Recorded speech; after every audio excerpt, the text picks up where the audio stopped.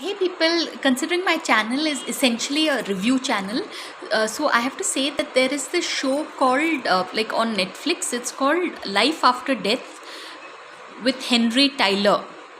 Life After Death with with Tyler Henry. And oh my god, Tyler Henry is this young young gay guy in his 20s, and this is a show based in America, and it is all about the fact that Tyler Henry is a medium who can connect with the other dimension. So oh my god, Life After Death, this show will it'll get you very emotional, since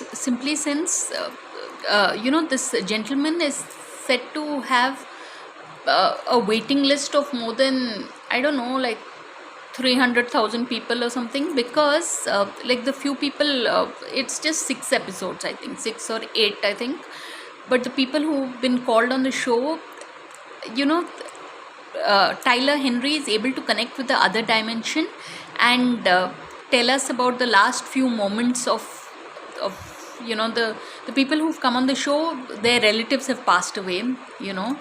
So it is something that it'll blow your mind. Yeah, this is the one phrase I keep using. But when you watch a show like it's a reality TV, Life After Death with Tyler Henry, it will show you how life as such literally goes on beyond the phenomena called death.